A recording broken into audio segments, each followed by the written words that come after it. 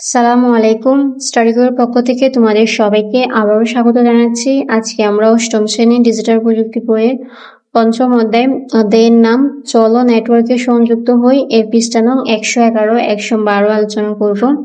তাহলে চলো আমরা মূল বইয়ে চলে যাই। মূল বইয়ের মধ্যে আমরা 111 পৃষ্ঠার আগে 110 পৃষ্ঠা সেশন 2 ডাটা কমিউনিকেশন, এটা তোমরা নিজেরা পড়ে নিবে। এরপরে 111 পৃষ্ঠায় দেখো, নিচে চিত্রটি লক্ষ্য করলে আমরা ঘটনাটি আরো ভালোভাবে বুঝবো। এখানে সেন্ডার মানে হচ্ছে যিনি ডাটা পাঠাচ্ছেন, আর রিসিভার মানে হচ্ছে যে তথ্য গ্রহণ করছে বা ডাটা গ্রহণ করছে। তো এখানে দেখো একটা একমুখী তীর দেওয়া আছে, এটা হচ্ছে সিমপ্লেক্স মোড, অর্থাৎ এখানে সেন্ডার তথ্য দিলে রিসিভার শুধু সে গ্রহণ করতে পারবে, সে কোনো প্রকার তথ্য দিতে পারবে না। এরপরে দ্বিতীয় নম্বরে দেখো, সেন্ডার থেকে একটা একমুখী তোমার তীর গিয়েছে, এরপর হচ্ছে আবার ওইখান থেকে রিসিভার থেকে আবার তীরটা বিপরীত পাশে গিয়েছে, অর্থাৎ এখানে সেন্ডার হচ্ছে তোমাকে তথ্য দিবে, এরপর হচ্ছে উনি গ্রহণ করবে, পরে রিসিভার হচ্ছে গ্রহণ করে উনি আবার তথ্য দিতে পারবে। তো এটা হবে হাফ ডুপ্লেক্স মোড। এরপর দেখো ফুল ডুপ্লেক্স এর মধ্যে দেখো একটা তীর দেওয়া আছে, যেটা আবার উভয়মুখী, অর্থাৎ এখানে সেন্ডার আর রিসিভার একসাথে তথ্য আদান প্রদান করতে পারবে, এটা হচ্ছে ফুল ডুপ্লেক্স মোড। তো আমাদের এটা হচ্ছে চিত্র নং হচ্ছে 5.1 ডাটা ট্রান্সমিশন মোড। তো এরপরে দেখো এখানে আমাদের নিচে একটা ছক আছে, এটা আমাদের মিলাতে হবে। দেখো 5.3, এখানে দেখো ডাটা ট্রান্সমিশন আর হচ্ছে রাস্তা চলাচল, এগুলো আমাদের মিলকরণ করতে হবে।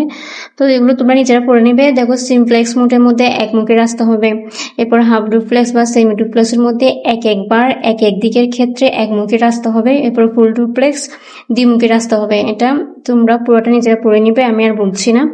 এরপরে চলো আমরা 112 পৃষ্ঠায় উপরের দিকে একটা ছক আছে, এটা আমরা পূরণ করব। দেখো তাহলে আমরা বুঝতে পারলাম নেটওয়ার্ক ব্যবহার করে তথ্য কিভাবে চলাচল করে বা কিভাবে ডাটা ট্রান্সমিশন হয়।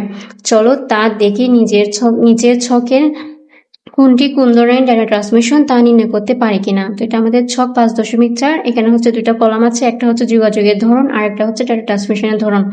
তো 1 নম্বরে দেওয়া আছে ওয়াকিটকিতে 2জন পুলিশ অফিসারের কথোপকথন। তো এখানে ওয়াকিটকির ক্ষেত্রে কিন্তু একজন পুলিশ অফিসার যদি কথা বলে, এরপর বিপরীত জন হচ্ছে তথ্য নিয়ে পরেরটা বলতে পারবে। এখানে একসাথে তথ্য বলা যায় না, কথা বলা যায় না, এই জন্য এটা হচ্ছে হাফ ডুপ্লেক্স মোড।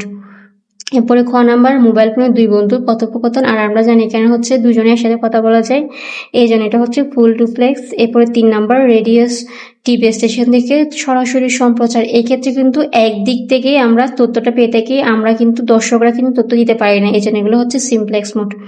এরপরে কিবোর্ডের মাধ্যমে কম্পিউটারকে নির্দেশনা দাও, এটাও হচ্ছে সিমপ্লেক্স মোড। এরপরে দেখো মেসেঞ্জারে বার্তা আদান প্রদান, এটাও কিন্তু হচ্ছে ফুল ডুপ্লেক্স, কারণ এখানে আমরা একসাথে তথ্য আদান প্রদান করতে পারি।